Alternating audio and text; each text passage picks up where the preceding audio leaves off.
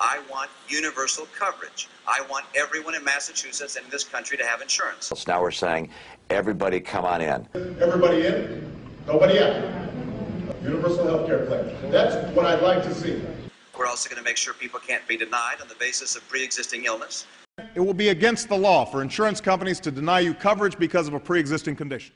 For those people who are low income and can't afford insurance, we need to make sure that all people, not just corporations, can deduct on a tax basis the cost of their premiums. Now, for those individuals and small businesses who still can't afford the lower-priced insurance available in the exchange, we'll provide tax credits. Individuals will be required to carry basic health insurance, just as most states require you to carry auto insurance.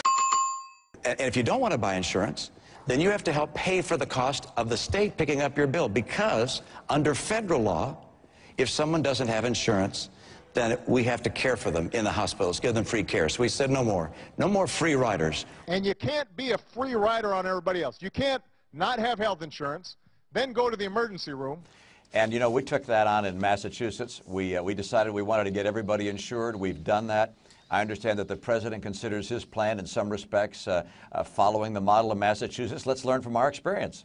In fact, I agree with Mitt Romney, who recently said he's proud of what he accomplished on health care.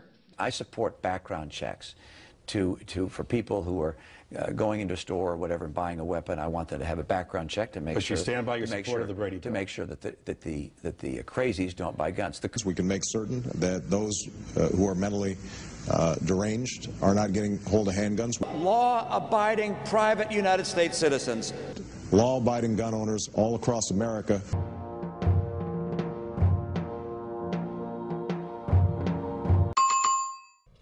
That this administration has systematically imposed the toughest sanctions on Iran ever. We're going to put a lot tougher sanctions on Iran, economic sanctions, credit sanctions. And applying the toughest sanctions that Iran's ever experienced. Put in place crippling sanctions against Iran. The one thing I can say with certainty is that we are going to need to see a stimulus package passed. He's talking about a $750 billion economic stimulus package.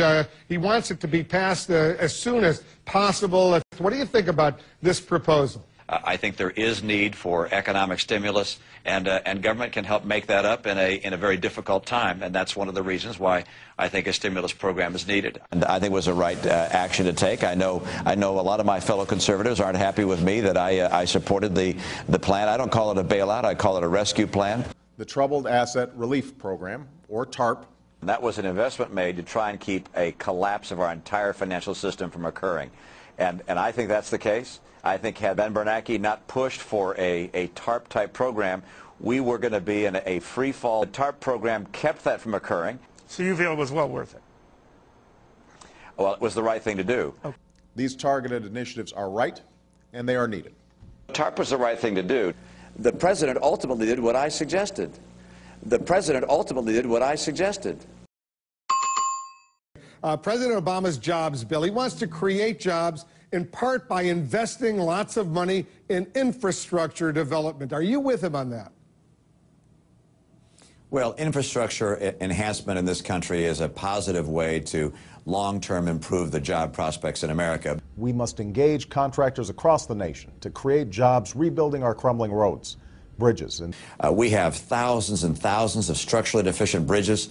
We have roads that are in terrible disrepair. But I'm in favor of the line item veto. I exercised it 844 times.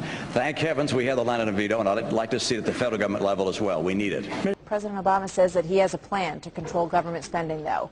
It is his version of a line item veto, and the plan would allow a president to strike individual items from the bill, send it back to Congress to get an up or down vote on that. That is why I urge the prompt and favorable consideration of this proposal, and look forward to working with the Congress on this matter in the coming weeks.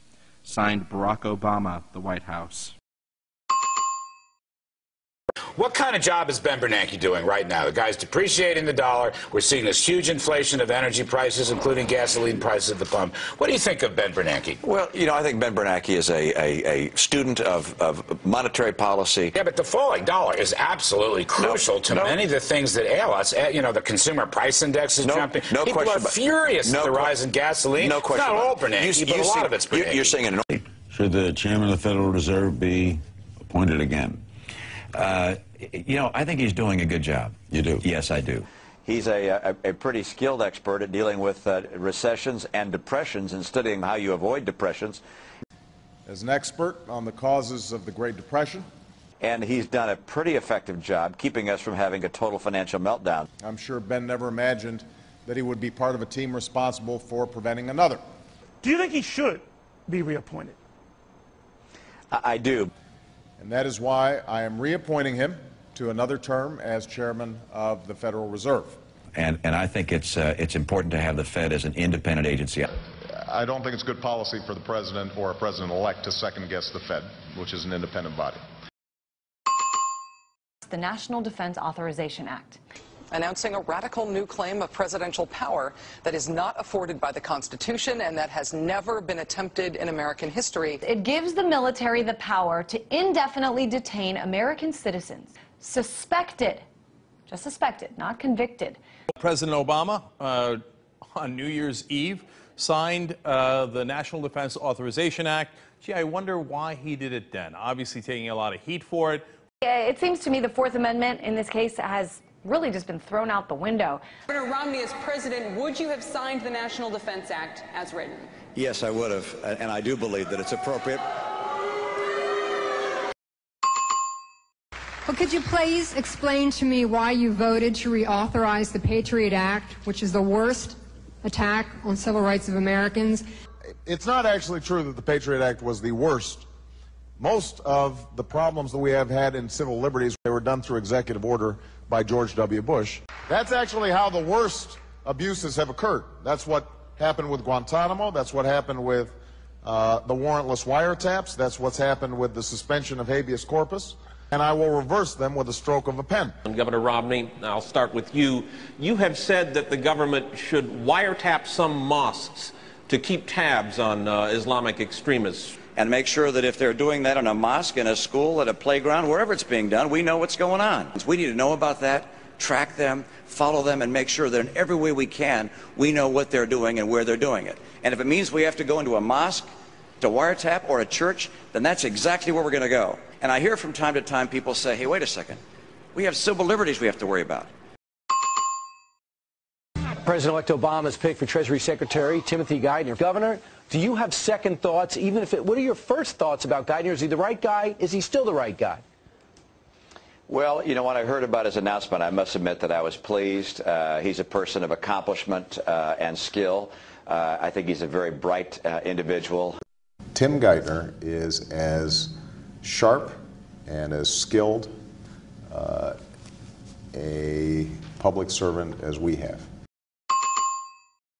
What's your position on extending this payroll tax cut? Well, I would like to see the payroll tax cut extended. Extending the payroll tax cut is an idea that I proposed in September as part of the American Jobs Act. And so my view is pursue a strategy which gets us energy independent. That's my highest priority. And my focus as it comes to this topic is to get us off of our dependence on foreign oil. To put people back to work today and reduce our dependence on foreign oil tomorrow. To use our natural gas to drill for our oil. A strategy that relies on producing more oil and gas here in America. To use our coal, clean coal. But also producing more biofuels in America, more fuel-efficient cars in America. To use solar and wind and efficiency measures, that's my priority. More wind power in America and more solar power in America.